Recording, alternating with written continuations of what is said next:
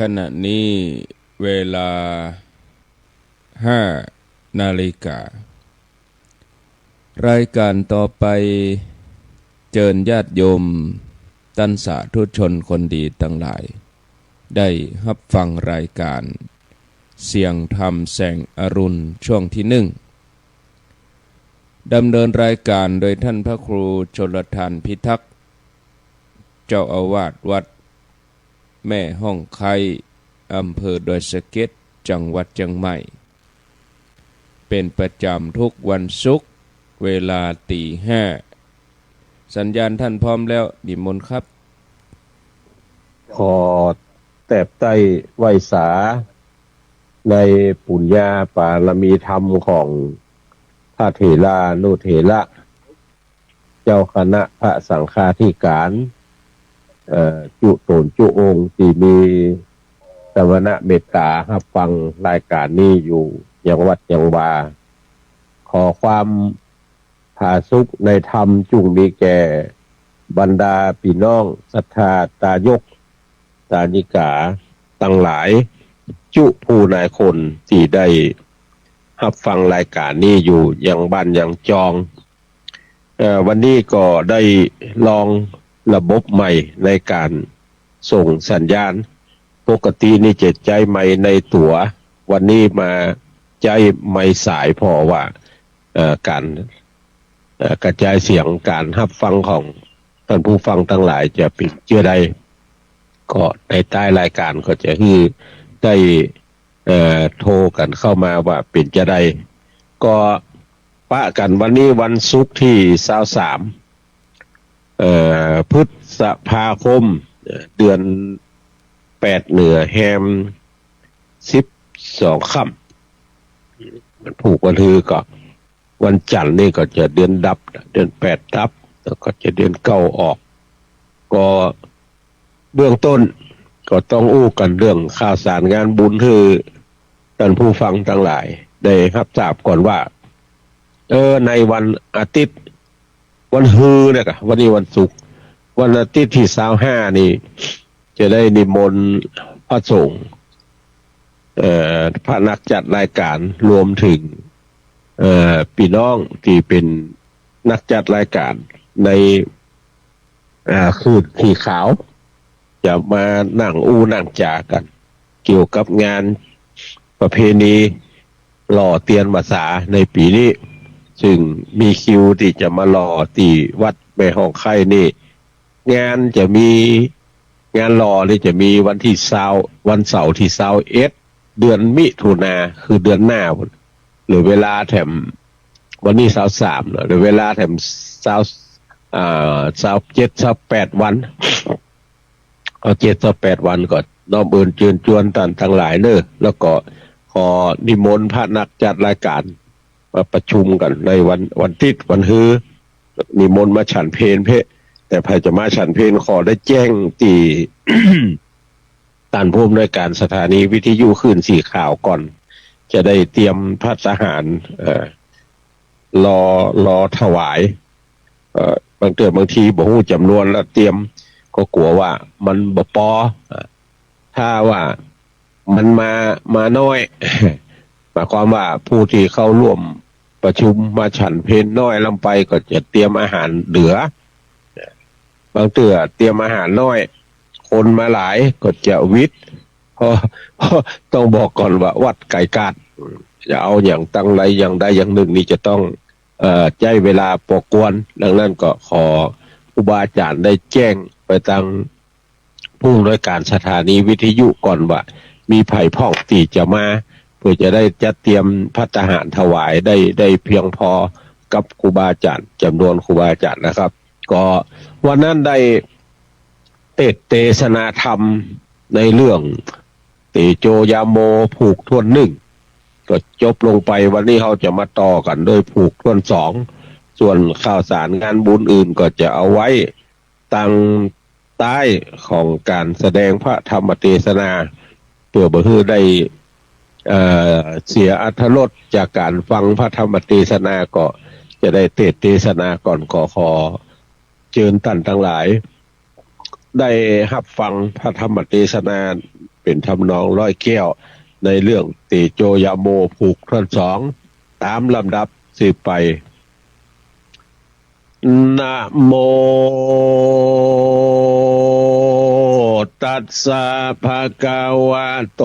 อะระหะโตสัมมาสัมพุทธัสสะลำดับธรรมเทศนามาจะจองมาลอดห้องยาโมกับนางมาริกาผู้มีใจเกียรติกามันหวายนาลูกกาดกลับมายาโมจิ้งจ้าบอกกล่าวเฮอลูกข่าวกำดี ว่าเศรษฐีทั้งสองเท่าอันเป็นเจ้าเก่าเฮานาตานหันเฮานาตุกยากยิ่งเป็นปากเป็นเสียงอันเฮาตานตั้งลายจ้างผิดเถียงเดือดด่าตานขี้ข้านกว่าได้ยินก็คือดักกินดักอยู่ตานจริงมาสู่มาหาเอาคำนิขามาจางต้านก่อนยังอ้างไปหลายจักแถมงัวควายจ้างมาตั้งแผ่นพากวัวใบคืออดใจอดปากพ่อตุกยากับกันอย่าเดือดนั้นเหมือนเมื่อก่อนเธอลดผ่อนเบาบางลงต่างก็มองโป้งยังคำไว้เธออดกันได้7 วันถ้ายังอดกันบทใดอย่าเอาคำนี้ไว้ก็รีบส่งคืนมาและนาตี้นั่นมาริกาเคยรู้แน่กันมีแต่เหมือนกำจาเอาคำปันนั้นมาดูก่อนบททาซุกซ่อนคนเดียวยาโมจิ้งเลี้ยวบอกน้องว่าอยู่ที่ห้องนอนนายกินข้าวง่ายก่อนเตอะจักเอามาเฮอพอเฮอหันขัดแนมเฮาอย่าผิดเถียงกันแถมซ้ำฝ่ายหนึ่งล้ำเฮอฝ่ายหนึ่งอดเอากำนักเบาป่าพังป่าจุ้งอนุญาตอภัยกันและนางมาริกาก็ร้องด่าว่าบาหาสันดานมาไปอูกับมาปุ้นเตอะคนอย่างมังงาวมาเสอะเฮอกุมใดกัน7 วันบึดก็ว่าบ่เฮอพิษกันแถมซ้ำมาฟูกรรมอย่างนั้นภายไหนก็จักฟังตันเป็นแต่มันจัดแง่วบ่ลูกข่าวได้เงินคำมาจากกำเด็กยอคำจิ้นป้อมึงกายาโมก็จิ้งด่าตอบมาลิกามึงนั่นนาเงาเสอะกำมีเปิดเลอะบดจ้างฟูจาไขเอาแต่ใจกระสวกมาจาอวดตัวดีต้านเป็นเศรษฐีเอาคำดีมาเฮอบดใจใดและซื้อต้านจางบ่เฮอผิดเทียงกันอดใด7 วันบทใดต้านก็เอาจ่ายใจกันว่าอดใดก็จักได้จ่ายใจอดบทใดมึงก็บอกถ้าเอาบทถ้ายินดีบทยิงบทดีใจถอยมันเป็นอันบ่หอยบัดน้อยอย่างนี้แลดน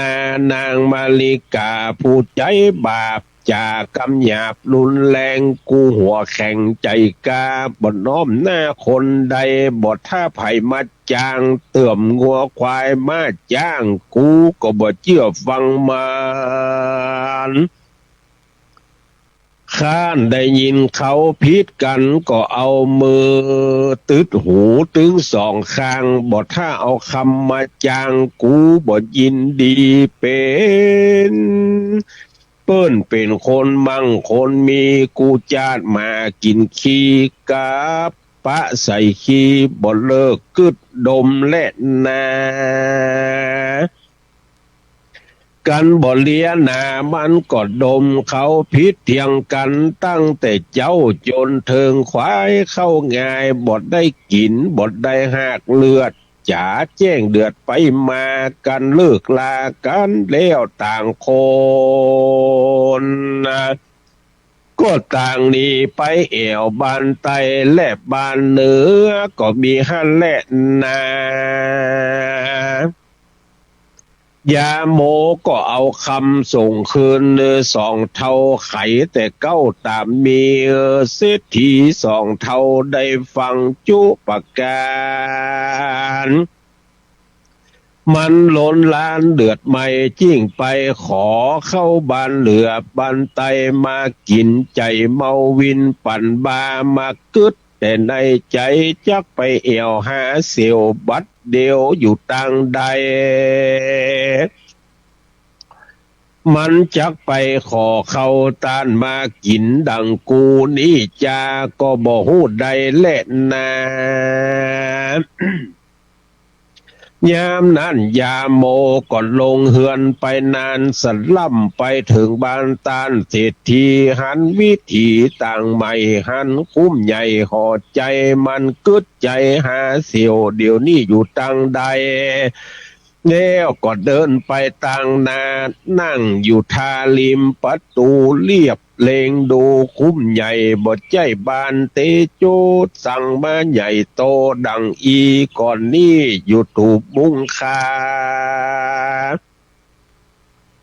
พอไปมาที่ถอยหันสาวน้อยยิงลามมีลูกงามยิงล่ำนางเดินมาตักน้ำหิมประตูบ้านเศรษฐีมันก็จิ้งจากกำดีที่ถอยสาวหนุ่มน้อยคนงามข้าขอถามสักกำเติดเจ้าแต่ก่อนนี่เล่าเสียวคาชื่อว่าเตโจบัดนี่ยาโมก็คือตัวคาบ่หันหน้ามันเมินมา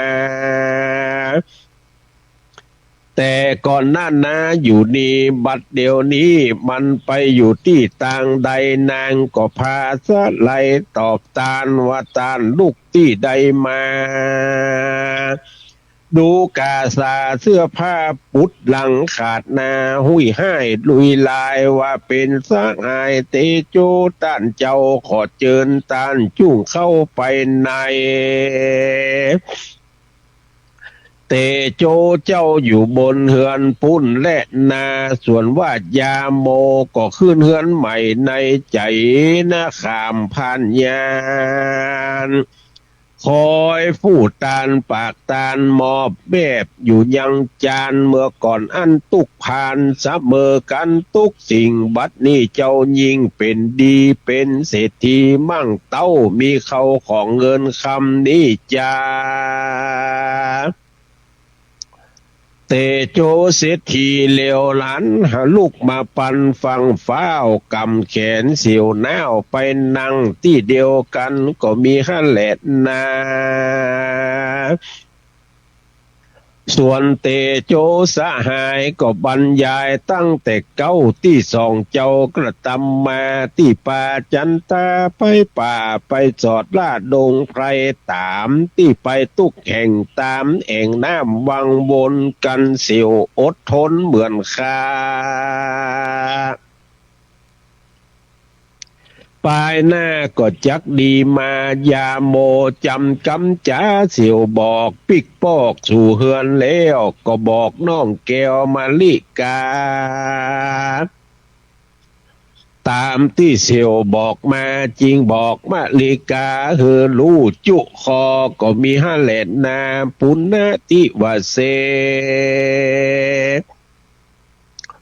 ในวันโลนลงเจ้ายาโมก็บอกน้องเนามาลิกาว่านางจุ่งดาห่อเขาและอาหารจักไปลำธารหาดน้ำถึงแรงคำจริงกลับมา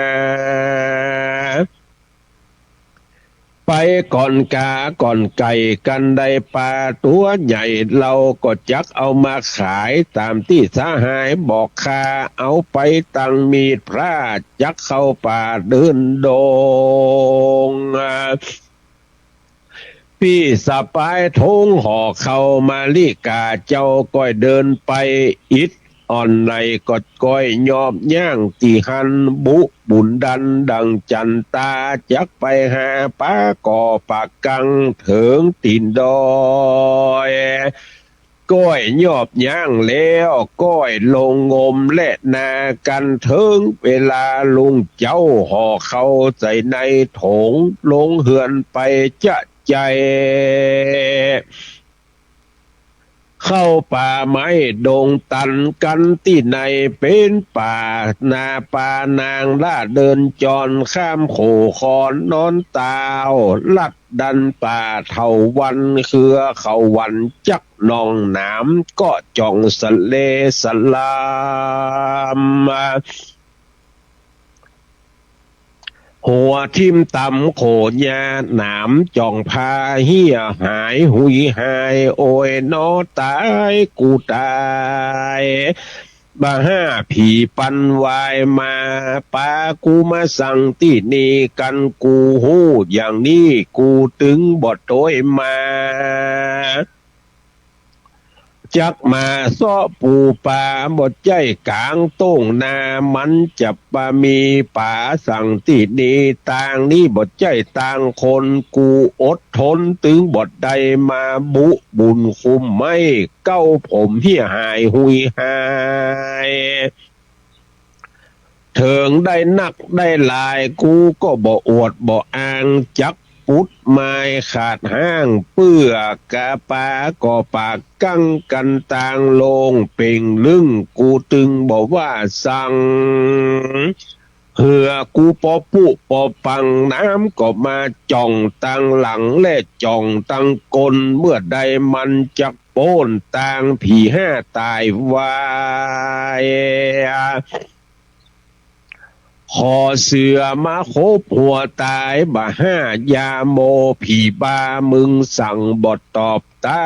เต้าดักอยู่คนเดียวโป้นดงเขียวป่าใหญ่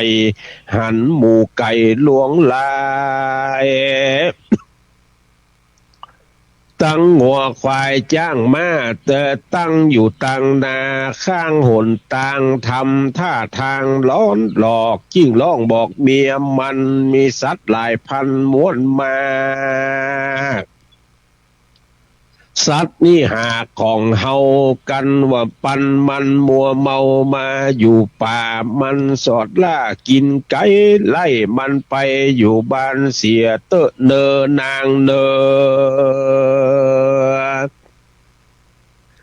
ส่วนว่ามาลิกามันโขดมาแต่เจ้ามันมาเข้าดงน้ำเดินไปตามต่างลงได้ยินยาโมส่งเสียงมาไล่สัตว์นาเป็ดไก่ด่าไล่หมูงัวควายจ้างมาลายไปคอกสัตว์นี่ออกมากินไก่เฮอไล่ไปอยู่บ้านจิ้งบอกตาลว่านางเฮ้ยจุ้งไล่เลยเป็ดไก่นางจุ้งไล่งัวควาย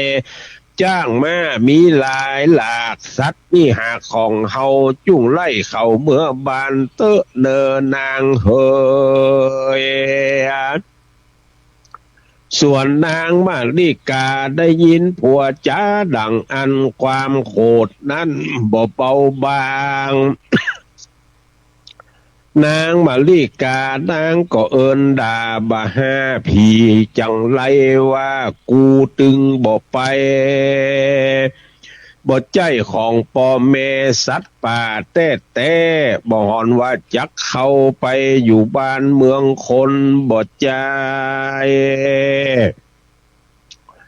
สัตว์หน้าโขนอยู่กับมากินขี้อย่ามาอู้อย่างนี้นางงาวและมึงเคยสัตว์เหล่านี้จริงเลยไล่ควิดเข้าสองคนนะ แล่นเอาโจรปออีดอ่อนหกคำมอนดอยลงไปถึงปงน้ำตองเอิญบอกน้องมาลิกาแล้วก็มาโนมนางมเอาแต่ปากกัง มันหลงงมบ่อนยอบ่อนย่างยื่นมาลิกาว่าปลาดุกเงี้ยงหุยจาดตัวตุยจีกินลำไปหน้าแถมสักกำก็หันปลาดุกหุยและปลาดุกดานนะว่าป่ากังขี้ข้านน้องอย่ายานลงงมเอาขัดใจนางเราอย่าจ้าพี่จักอยู่ทาปลายบนและนาที่นั่นมาลิกานางเมียมันจิ้งบอกกล่าวกูบอกแง่วเหมือนมึงบอกใจสึงตึงและบาใบกูบอกไรปัญญาป่าสะปะว่าป่ากูรู้จักกูอย่างกูบอกแง่วดังมึงเนอมึงจุป่าปักมือกูนี่นากูก็รู้อย่าได้แต่งอู้มายากูนางมาลิกาบ่ตกลงกำไผจุได้ง่ายปุ่นดีเบื่อดีนายดีจืมดีจังบ่ได้สังสักสิ่งเขาก็จิ้งหนีไปหนต่างไก่ห้อมหวยต่างดิ่งจ้อยผ่าจันยาโมก็หันพาลูกจ้างมูกอยู่ข้างตีนดอยมันก็เล็งกอยเจงทีเปียงขึ้นขี่ขึ้นยองคอละล่องเอาขอและค้อนจักขี่ตอนมันเมืองเราและนางมาลิกาก็ร้องด่าบะผีห้าตายวายมึงไข่ตายกลางป่าผีปกกะลงลาหบหัวมึงบอกกลัวคืดและพิษป่าอวดตัวว่ามึงดีกำหูมึงบอกมีสักเต้าป่านิ้วก้อยผีอีค่อยหักคอที่นั่นนาผีปุ๊กกะลงพงพายส่งเสียงคางมาไกลเสียงดังตัวป่าไม้ผีก็เลยไล่กินเขาก็มีฮั่นแหละนาส่วนยาโมก็แล่นออกจากป่ามาถึงต้าสละนองวังบวกคอนของพญานาคเตโจก็หันกาบไม้อันสองเจ้าหน่อไทยละไว้ก่อนเดิมตีมันจริงมาจากกรรมดีต่อนางมาลิกาว่านางคนดีของปี้เฮาจักหะน้องนี่เปือเสาะหาเงินคำเมียมันก็ซ้ำมากล่าวว่ามึงเป็นคนใบไล่ผัญญาน้องกว้างสุดจิ้นหูจิ้นตาฮะเมื่อใดนามันจักแหงบ่ใจน้องยามแรงบ่หันฟังหันหิมมึงเอาแบบเอาพิมพ์เอากำไหนมาอูคนบอกมีกำหูอย่ามาฟู่กับคนบ่จาดสัตว์นาโคนเกิดเป็นคนสั่งอีเหมือนมาดำกำกีกูบ่เชื่อฟังมึงแถมซ้ำและนายามนั้นนาพญานาคเจ้าได้ยินเขาตั้งสองพิษเถียงกันละลอนเป็นกำบ่ม่วนหัวใจเปิบเปล่าเข้าเลยไล่เขาก็เล่นเข้าป่าไม้ต่างคนก็ต่างร้องไห้แล่นเข้าถึงคาวาเหือนเขาก็บีแลตกวันลุนลงเจ้าไปบอกแก่เจ้าสหายว่าข้าไปป่าวันวาบ่ได้สั่งมาสักหน่อยปะแต่ผีอีค้อยผีปกกะลงพงพายตู่ข้าดาไข่ตายปากันโคกแล่นมาถึงดอยพาเป๊ะใหญ่ข้าหันใส่นองหลวงซัดปันปวงเป็นหมู่มาสมสู่อยู่ดวงลายตูข้าหมายจักหะซ้ำไปปะใส่งูใหญ่งูก็เลยไล่ขบตู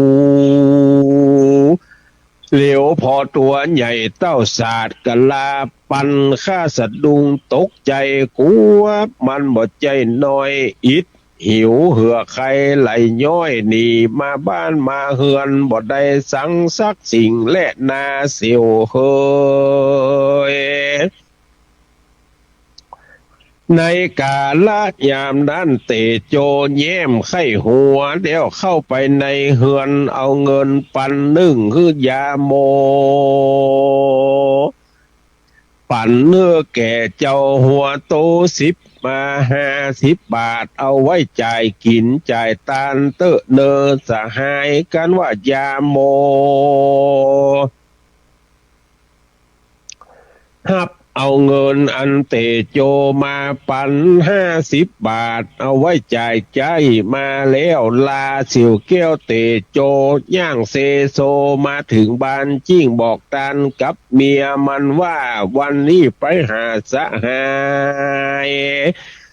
เสี่ยวก็มาอินดูผายโผดยังบ่ละบอกควางเสี่ยวเป็นดีมีห้างเสี่ยวบ่จ้างลืมคนหันเฮาตุกจนตุกยากกรรมวิบากไผ่มันเสี่ยวก็เอาเงินมาปั่น50 บาทวันผูกนี่ไปกาดซื้ออาหารคือสูซื้อตึงข้าวสารและเสื้อผ้าเหลือนั่นไปนาก็ซื้องัวควายนางก็รับเอาเงินใส่ในหมอเอาผ้าหุ้มปากหมอมัดคาดไว้โดยดีในลอยที่คืนนั้นเงินอยู่กับมันบดใดบานห้อนไม่ยิ่งกว่าฟืนไฟเมียมันบ่ฟังกำไผสักหยาดมีแต่พับมาดเสียเล่าควรผัวเหมือนนกกระถัวแผดแพได้เงินมาแต่บ่นานบ่เมินเหตุนั่นเงินก็อยู่กับบ่ใดหนีเมื่อหานาไทยจันตาเขารับตื่นคืนมาเมื่อเจ้ายาโมก็เข้าไปพอดูเงินเหตุบังเอิญเงินบ่มีสักบาทยาโมใจขาดใจตายนั่งกืนน้ำลายตัวเก่าเอาหัวเข่าเจ็ดน้ำตาปุนดีสังกาเต้ใบลุงเจ้าไปบอกเตโจหนอไทยเสียวเอาเงินหือไว้ก็หายซอยหายวอยจักมีคนไล่มาพกพอกอยบ่ฮือใดหันได้มีผู้ฆ่าก็หันเมียเอาใส่หม้อดีเอาผ้าหุ้มไว้ก็หนีออกได้กลางคืนเป็นสันใดนี่จาส่วนเตโจจิ้งจ่ากับน้องลาจันตาว่านางจุ้งเอาเงินมาแถม50 บาทแลกแต่นี่อย่าประมาทเอาใส่หม้อหุ้มปากมักกามัดคาดอย่างแข็งแรงแล้วแอบแฝงพกขอจักหันต่อตันตาเด้อเสียวเนอกันว่าคนใดมารักก็จักลู่จับตัวได้อยู่มันหู้จักตัวมันมัดไว้คนนั้นแหละเอาไปจักเป็นไผ่คนใดในเฮือนเสียวหาน50 แถบก่อนนั่นมันลักย่องเอาไปเสียวบ่ท่าสงสัยเพราะว่ามันเกยใดก็คาจักคือไปไว้แถมใหม่ก็ลองดูแลนายาโมหับเงินมาแถม50 บาทแถบใส่หมอคาดไว้เหมือนแต่เดิมอ่อนยาโมก็มานั่งมานอนพกพอเพื่อหันต่อตันตามันปุนอัศจรรย์หลายหลากหันเลี้ยวก็หากตกใจวันนั้นเป็นวันใจเดือนเป่งแจงส่องไปตัวห้องเฮือนมันแสงพระจันทร์หันกู้เจนยาแจงวาดว่าตัวดงไพรเงิน50 แถบนั่นเหมือนมีจิตมีใจ ลงเหือนไปละลดเหมือนปวกเหมือนมดขนครัวยาโมตกใจกลัวอยู่เต้นอใจมันเต้ากึดในใจใดร้องออกปากว่าโอยนอ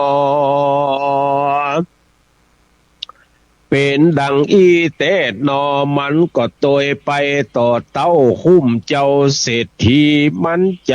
บอดีจะจองจักเรียกร้องก็เก่งขามเป็นเวลายามดึกดื่นกลัวคนตื่นใส่ยาเดินไปมานอกหัวหันนั่งอยู่ที่นั่นจนไก่ขันเลยมาถึงด้วยละติญาคนลุกนึ่งเขาเศรษฐีเจ้าตื่นจากใส่ยายาโมก็ขึ้นไปเจียนจ้ากับเตโจตันเจ้าเงินที่เสียวเฮอไปนั่นเล่าบ่มีไผลักไผย่องเอาไปมันบ่หนีไปไหนหนีมาบ้านเสียวนี้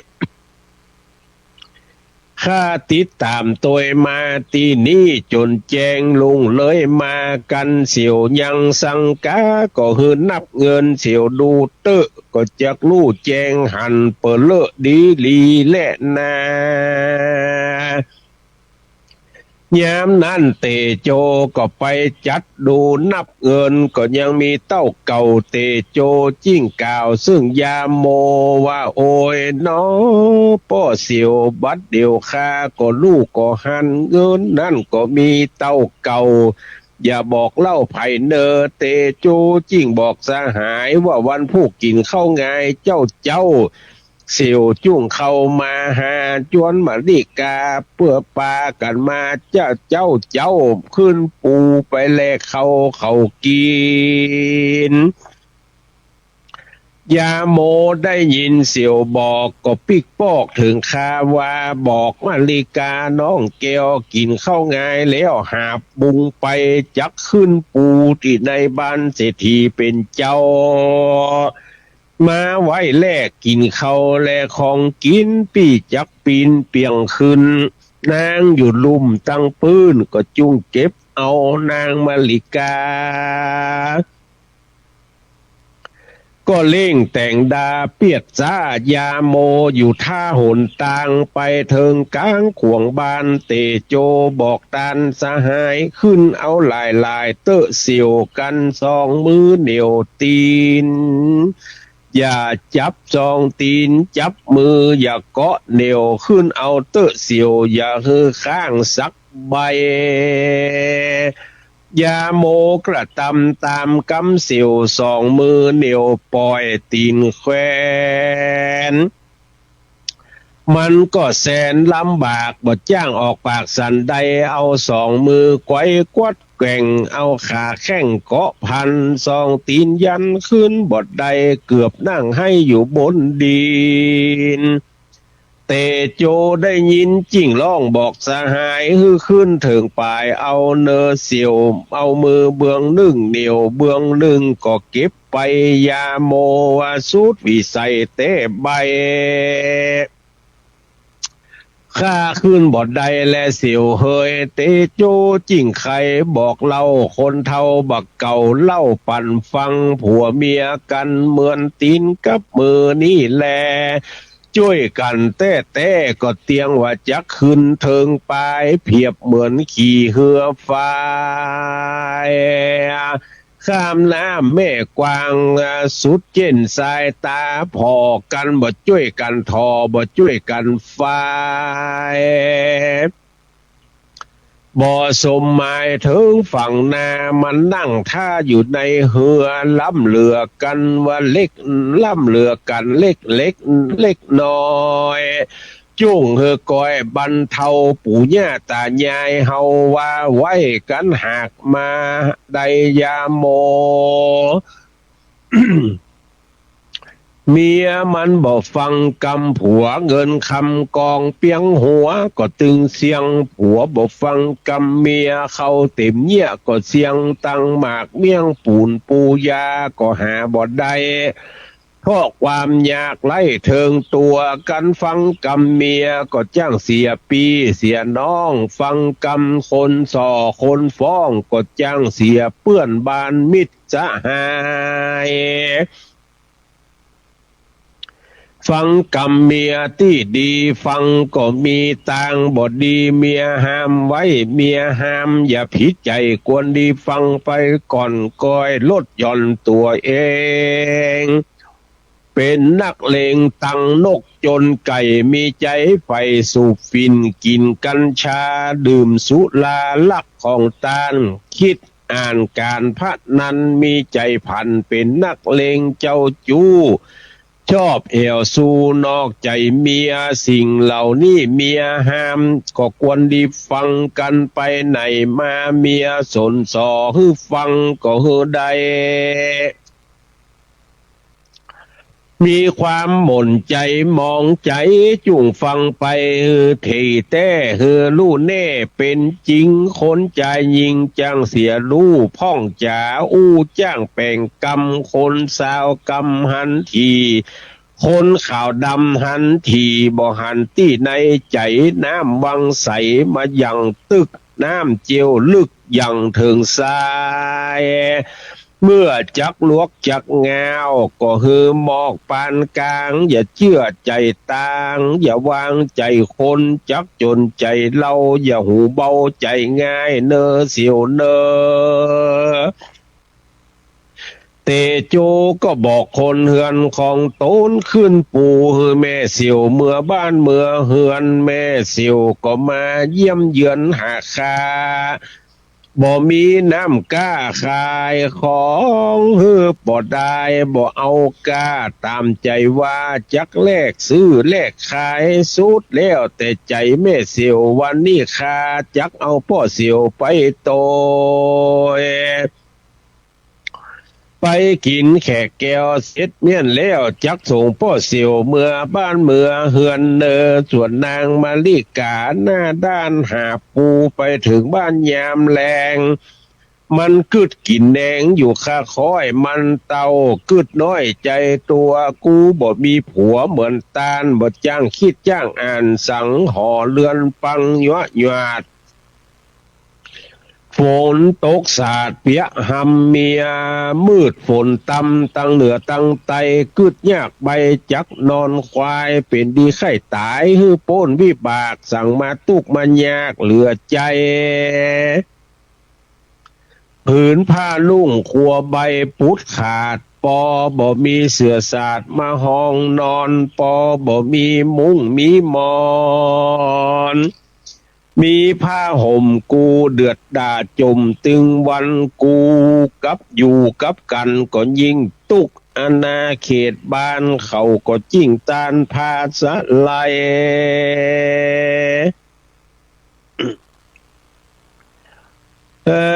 ตาผ่าสะไลเล่าซองจักลองดูใจเมียคนใดจักดีจักชั่วคือรู้อาณาเขตบ้านเขาก็จิ้งตานกับหัวโกน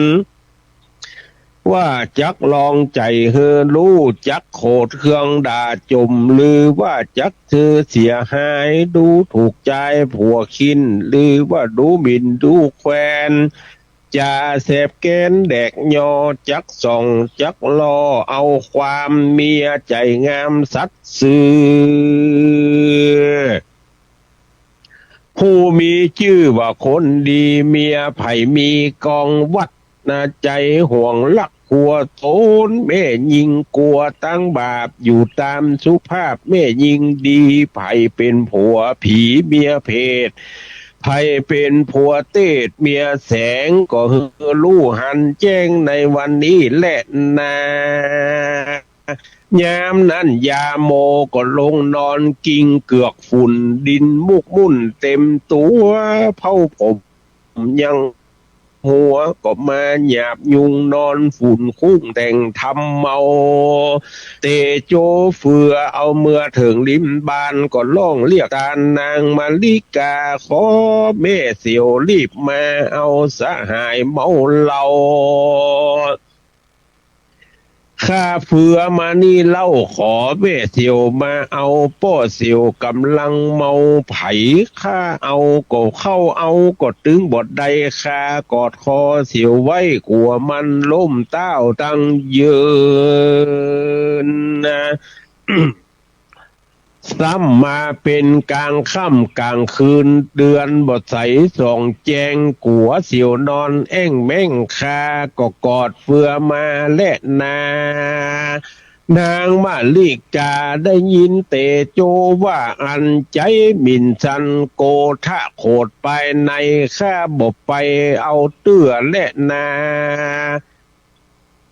ข้ากลัวมันตีหัวละตัวมันไว้หันมันตายกะตายกันตายอยากตายกันตายกะตายกินมันหันแต่กำกินก็ปล่อยมันนอนเหี่ยดินแกมฝุ่นยา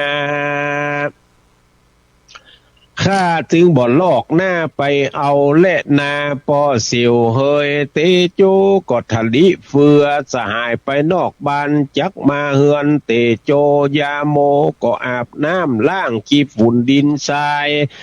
เตโจสหายก็ลงนอนเกือกกิ่งฉีกเสื้อผ้ากว้างทิ้งเกือกกิ่งฝุ่นดินทรายเต้าล่มก้มงา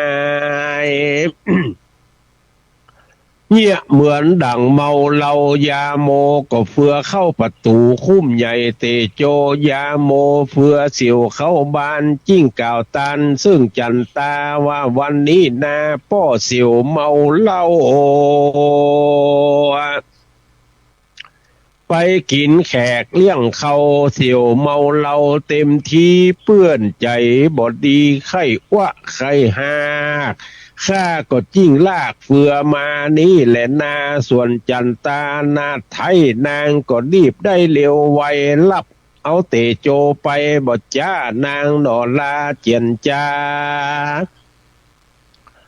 ขอป้อเสียวเฟือขึ้นมาบนเฮือนก่อนเฮอพักผ่อนหายเมานางก็เอาน้ำมาอาบชำระคราบดินทรายจันตานายน้องลา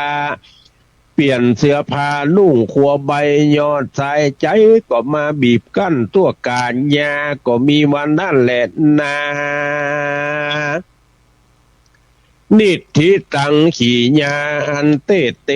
สนายังทำชื่อว่าเตโจยาโมผูกทวนสองก็บังโกมโสมเลศเสด็จท่านพี่น้องศรัทธาพุทธบริษัททั้งหลาย ก็ปากันได้ฟังพระธรรมเทศนาเตโจยาโมผูกทวนสองก็จบลงไปผัวที่ดีเมียที่ดีปะหันใส่บะเห็นบะผาปะหันใส่ไก่ป่างัวป่าควายป่าก็อู้จากำดีว่าเป็นงัวเฮา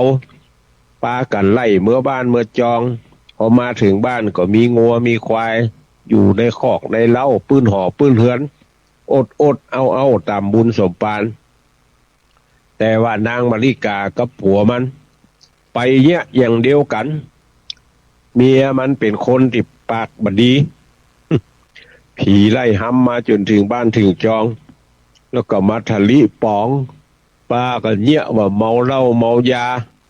กู้ที่บดีแล้วก็มาด่ามาตีเอาละไปหันเตอะบ่พอบ่ก้อยมันกู้ที่ดีก็ป้ากันอาบน้ำแต่งตัวบีหัวตาแป้งเอาบีบนวดฟันเข้าไปนอนตังในอันนี้เป็นเนื้อหาสาระของพระธรรมเทศนาก็ใช้เวลาของสถานีมา42 นาทีละก็จะได้ประกาศข่าวสารงานบุญอย่างที่ว่าไว้ตะกี้วันฮือเนี่ยวันอาทิตย์ที่25วันนี้12 13 14เดือนแฮม14ค่ำเนี่ยก็นิมนต์พระเจ้าพระสงฆ์พระนักจัดรายการมาประชุมจุ่มนุมกันที่วัดแม่ฮ่องไคอำเภอดอยสะเก็ดจังหวัดเชียงใหม่ลูกตังเจียงแสนเจียงไฮ้มาก็เข้าในศูนย์ศึกษาการพัฒนาห้วยฮ่องไคอันเนื่องมาจากพระราชดำริลูกตังเจียงใหม่ ตังเป้าฝางเจียงดาวนี่มาก็เข้าตังดอยสะเก็ดเข้าได้หลายตังเข้าข้างที่ว่าการอำเภอดอยสะเก็ดผ่านมาตังป่าคาป่าตึงป่ายางป่าไม้แดงกับเดียวก็พดวัดนี่นะบ้านก็เข้าตังหน้าเขื่อนแม่กวงตรงข้ามเขื่อนแม่กวงตังวิทยาลัยราชมงคลก็ได้มาตั้งคันคลองมาเลยมาจนถึงสี่แยกไฟเขียวไฟแดงแล้วก็เลี้ยวซ้ายขึ้นมากับปะละถ้าอย่ามาตั้งแม่ออนเนี่ยลัดมาตั้งละปูนตั้งบ้านที่ไปก็มาหาจุดน้ำพุร้อนสั่นกำแพงก่อนแล้วก็ถามเขาเต็มนั่งเขาถึงหูที่เขาถึงจะบอกคือว่ามันไปทางใดวัดไม่ของใครก็นิมนต์ครูบาอาจารย์บอกข่าวเอิ้นเปล่าไปตั้งผู้อำนวยการสถานีวิทยุท่านพระครูอภิวัฒนวิกรมว่าอาจจะมาพ่องเพื่อจะได้จัดเตรียมภัตตาหารเพลได้ถูกต้องมาประชุมจุ่มนุมกันนี่มาอู้มาจ่าเรื่องที่จะจัดงานประเพณีส่งน้ำพระธาตุส่งน้ำพระธาตุว่ะประเพณีรอเตียนวสาอันใดก็ตามเนี่ยถ้าว่ามันทำกันมาเกิน15 ปีเนี่ยมันจะกลายเป็นประเพณีไปในตัวอันเนี้ยกันทำกันมาเกิน15 ปีทีนี้ของเฮานี่ผ่านไป17 ปีละจะเข้าปีที่18ก็แสดงว่าเป็นประเพณีละดังนั้นก็จะมาอู้มาจ่าเรื่องงานประเพณีว่าเฮาควรจะมีกิจกรรมใดเนี่ยเจื้อใดแปลงแล้วรอแล้วจะตานภายในพ่องแล้วก็จะเอาไปตานที่ไหนตั้งใดจะได้มาอู้มาจ่ากันแล้วก็เกี่ยวกับเรื่องการบริหารจัดการในด้านสปะเขาจะทำจะไรกันก็จะได้มาอู้มาจ่ากันในวันฮือแล้วก็เชิญชวนท่านทั้งหลายเนอะข่าวสารงานบุญก็วันฮือวันหนึ่งวันที่26เนี่ยวันที่26นี่ก็งานประเพณีส่งน้ำพระธาตุสำนักสงฆ์หอมบุญของตุลุงมานิษฐาวโรเพิ่นจะจัดงานเวลาบ่ายโมงงานส่งน้ำพระธาตุก็พายุใกล้ก็เชิญชวนไปร่วมกินหอมตาลด้วยกันเนอะวันจันทร์ที่26 พฤษภาคมวันพุธวันฮือนี่เชิญไปร่วมกินหอมตาลกันแล้วก็แถมงานหนึ่งเดือนมิถุนายนนี่ก็อันนี้ก็เป็นประเพณีเหมือนกันจัดมาเป็นปีที่23ละงานประเพณีปูจาเทวดารักษาขุนน้ำแม่กวงรักษาขุนน้ำแม่ลาวเพื่อจะจัดพิธีที่บนดอยนางแก้วในวันพฤหัสบดีที่5 มิถุนายนกิจกรรมจะมีตั้งแต่เมื่อเจ้าไปเมื่องายไปเด้อเมื่องายนี่สัก8 โมงปลายนี่ก็ผู้ที่รักษาจารีดหีดห้อยก็จะปากันไปเลี้ยงที่ขุนน้ำเลี้ยงโดยข้าวตอกดอกไม้ของข้าวของหวานที่ขุนน้ำแม่กวงขุนน้ำแม่ลาวติดตาน้ำออกมันจะมีอยู่2 ภาคของแม่กวงนี่ถ้าเราไปถึงดอยนางแก้วเอาบินหน้าขึ้นทางเชียงไฮ้เนี่ยตาน้ำของแม่กวงเขาจะอยู่ทางขวามืออยู่ลายหนตางลายพี่มันอยู่ในพื้นที่กรมป่าไม้พื้นที่ของกรมป่าไม้ไม่ได้อยู่ในเขตพื้นที่ของกรมอุทยานอันนี้เป็นตาน้ำแม่กวงมันจะไหลไปสู่พุ่นเขื่อนแม่กวงอุดมธาราตาน้ำนี่ออกที่หั่นมันลงไปแถมไก่นักแกอยู่พุ่น800 เมตรแต่มาภาพเคยลงไปพอมันก็จะเป็นน้ำจืดจะออกมาละน้ำจืมเห็นจืมทรายมาเพราะดอยม่อนนั่นเปิ่นห้องว่าสันผีปั่นน้ำและส่วนตาน้ำของตั้งแม่ลาวนี่มันจะอยู่ลุ่มดอยนางแก้วถ้าเอาไปทางระหว่างห้องน้ำกับศาลเจ้าแม่นี่ มันจะมีอยู่ตรงกลางนั้นเอาพอลงไปมันจะก่อกล้วยจะเขียวๆอยู่ปุ่นลงไปแถมสัก500 เมตรก็จะมีน้ำจืมหินทรายไหลออกขั้นไปสู่แม่ลาวเจียงของเจียงไฮ้แม่กกไปปุ๊บล่องขึ้นไปทางเหนือปุ๊บเพราะฉะนั้นน้ำเจียงใหม่นี่จะไหลล่องน้ำเจียงไฮ้จะไหลขึ้นมันจะปั่นตาน้ำกันที่หันทีนี้ว่าเมื่อถึงเวลาแล้วจะมีเปิ้นจะห้องตั้งเข้า ตั้งเข้าติเกยไปทำพิธีกูปีเนี่ย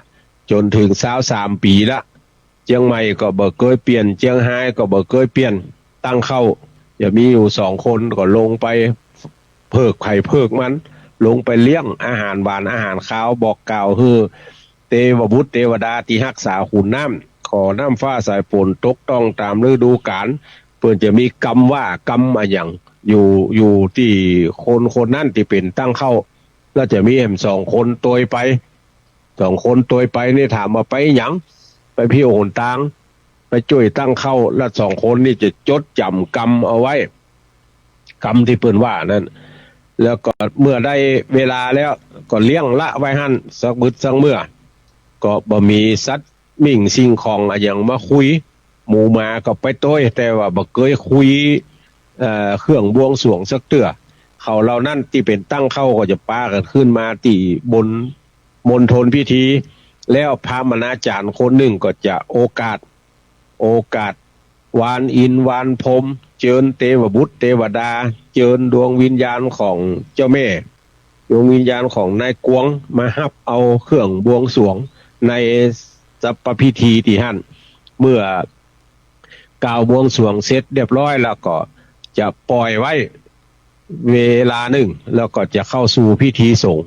บางปีก็มีการเจริญพระพุทธมนต์สืบชะตาป่าไม้สายน้ำบางปีก็มีการเทศนาธรรมเพื่อโพดผายดวงวิญญาณทั้งหลายอันเป็นธรรมมาลัยโพดพ่องธรรมมหาวิบากของนิพพานสูตรมหามุลนิพพานอย่างมุเนี่ยที่เป็นธรรมเกี่ยวกับการถวายทานบางปีก็เทศธรรมว่าโดยอานิสงส์การรักษาป่าเทศตึงกำเมืองกำไทยบางปีก็เทศธรรมโลกาวุฒิพ่องอย่างพ่องอันนี้มันจะเป็นไปตามที่ตั้งเข้าคนหนึ่งเปิ้นจะฮู้ด้วยของเปิ้นเองว่าเวลาจะทำนะตังเทวดาที่รักษาบนฮะต้องการจะให้ทำพิธีเชื้อใดที่เป็นพิธีสงฆ์น่ะเปิ้นจะให้ทำต้องการให้ทำเชื้อใดคนนี้ก็จะไปนิมิตทับฝันส่วนหนึ่งแล้วก็จะปิกปอกมาบอกคือผู้เปิดห้องว่าอย่างก็ผู้จัดการในพิธีนั้นๆมาอู้กันว่าเปิ้นจะฮื้อยะอีเนอะแล้วก็จะจัดพิธีการไปตามนั้นมันจะบ่เหมือนกันสักปีท่านทั้งหลายจะหันว่าบางปีก็ยังมีกะเทศธรรมบางปีก็ทุกเจ้าจัดหลายบางปีก็บ่หลายมีเหตุตน2 ตนมันอยู่ที่ว่าเปิ้นต้องการเชื้อใดเทวบุตรเทวาที่รักษาอยู่หั่นแล้วผู้ที่จัดพิธีกรรมก็จะจัดไปตามที่เปิ้นต้องการในส่วนนั้นๆแต่ว่าปีเนี้ยก็ได้ประชาสัมพันธ์เชิญชวนกันท่านนายอำเภอดอยสะเก็ดก็ไปนั่งหัวโต๊ะอู้จากันวันนั้นเป็นที่บัวละมวลละก็ได้เชิญนายอำเภอแม่ออนนายอำเภอเวียงปะเป้ามาร่วมพิธีในวันที่5ก็เชิญท่านทั้งหลายเด้อเอาห่อเข้าเอาหยังไปหอมกันตัว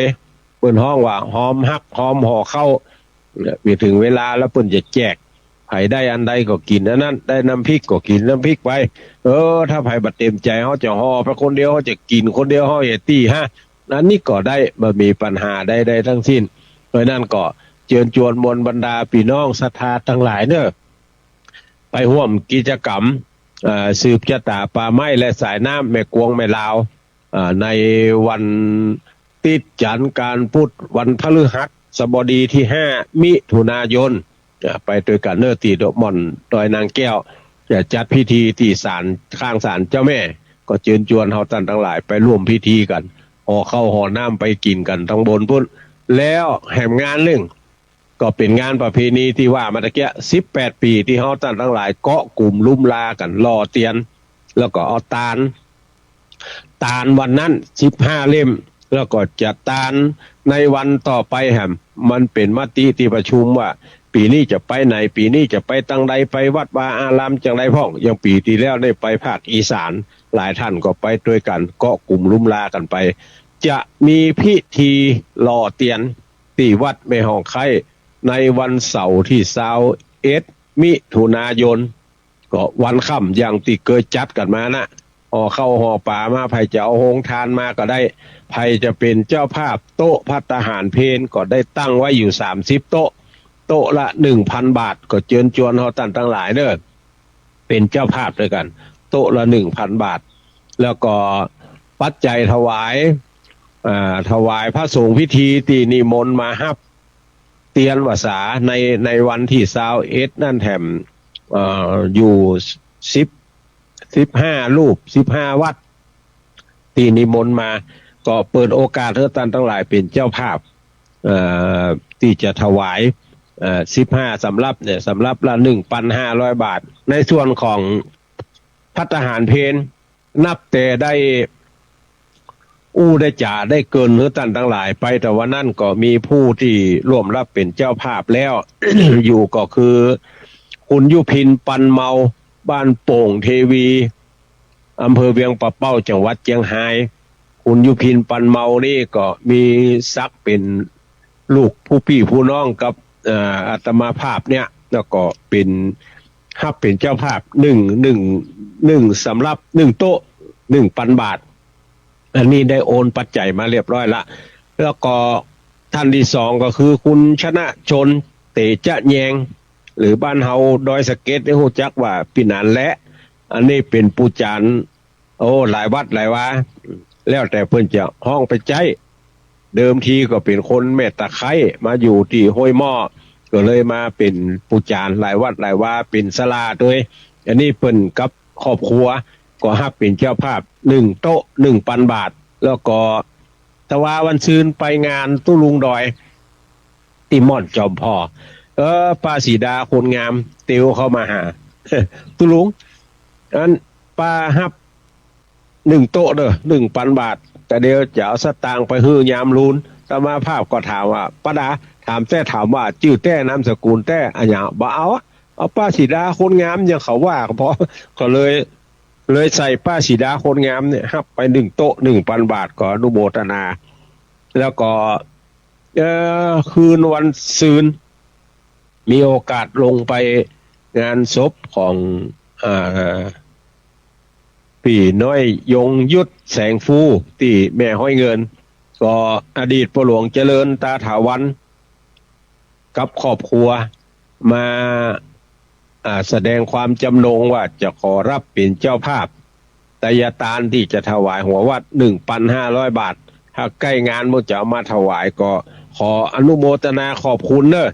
ตึงเจ้าภาพโต๊ะอาหารเพลโต๊ะละ 1,000 บาทโต๊ะละ 1,000 บาทแล้วก็เจ้าภาพปัจจัยถวายพระสงฆ์พิธีแห่งสำรับละ 1,500 บาทก็เชิญชวนเฮาท่านทั้งหลายแล้วส่วนรายการอื่นนั่นก็จะต้องรอมติที่ประชุมวันฮือก่อนว่าเตียนเล่มละต่อใด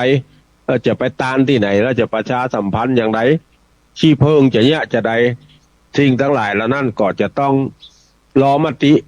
ที่ประชุมก่อนแล้วในส่วนที่บัรอมติที่ประชุมก็คือเรื่องเจ้าภาพโต๊ะอาหารเพล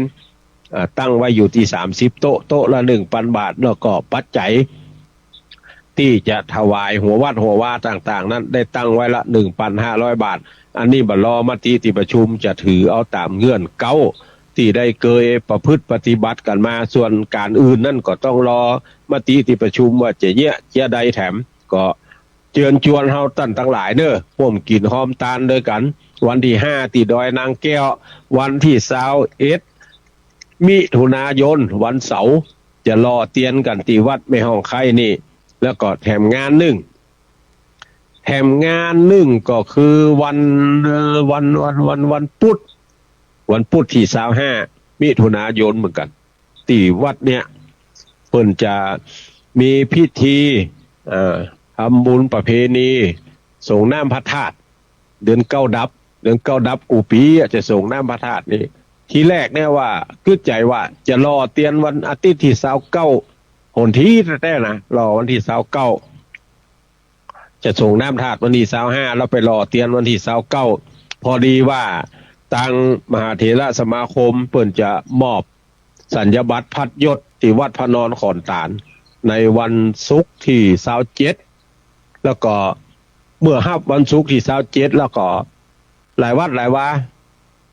ที่อยู่ถึงเชียงใหม่เชียงรายละปูน8จังหวัดภาคเหนือเนี่ยมันหนเหนือเนี่ย17จังหวัดภาคเหนือเนี่ยมาฮับนี่หมดแล้วเพิ่นก็จะแห่วันที่28พ่องแห่วันที่29พ่องแล้วก็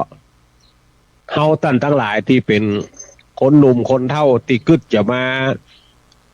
รอเตียนด้วยกันเนี่ยก็จะบ่ได้มาเพราะว่าจะต้องไปแห่สัญญบัตรพัดยศของทุกเจ้าในตำบลตัวเก่าก็เจอเลี่ยงมาจะเลี่ยงยื้อออกไปจนถึงกรกฎาก็จะไปใกล้เข้าพรรษาล่ำไปวันที่5ที่6มันก็ใกล้เข้าพรรษา